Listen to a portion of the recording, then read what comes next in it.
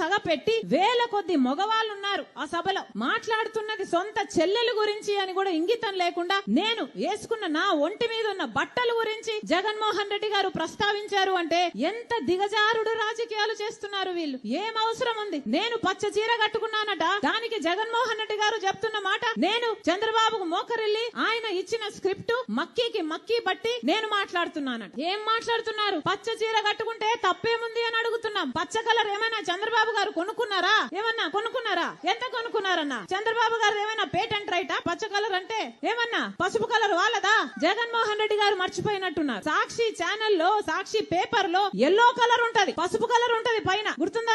పసుపు కలర్ ఉంటది. దానికి రాజశేఖర రెడ్డి గారు ఆ రోజు చెప్పిన మాట ఏ తప్పేముంది? పసుపు అంటే మంగళకరమైన రంగు, అదేం టీడీపీ వాళ్ళ సొంతం కాదు అని ఆ రోజు రాజశేఖర రెడ్డి గారే సాక్షికి పసుపు రంగు పెట్టించారు. పసుపు అన్నది మన వంటల్లో కూడా వేసుకుంటామే, అది టీడీపీ ఎప్పుడు కొనుక్కుందన్నా? వాళ్ళ సొంతమా అది?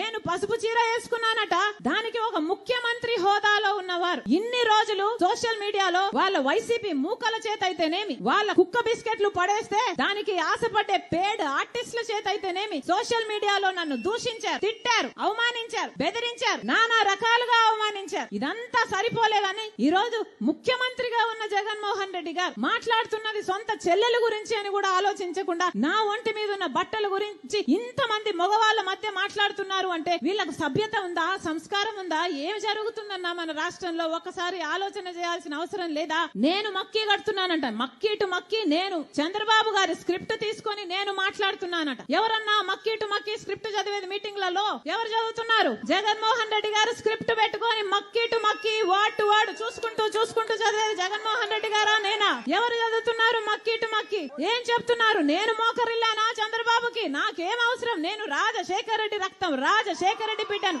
నేను ఎవ్వరి ముందు ఏ రోజు మోకరించలేదు, అందుకే మొండిగా ఈ రోజు వరకు కొట్లాడుతున్నా. నా గురించి ఎవడు ఏమి రాసుకున్నా ఏమి అనుకున్నా ఏ రోజు పట్టించుకోలేదు రాజశేఖర రెడ్డి బిడ్డ. ఎందుకంటే నాకు తెలుసు నా గుండెలో ఉన్న నిజాయితీ గురించి. ఈ రోజు మోకరిల్లింది ఎవరు? బీజేపీ ముందు, మోడీ ముందు జగన్మోహన్ రెడ్డి కాదా మోకరిల్లింది? ఎంతగా మోకరిల్లారన్నా?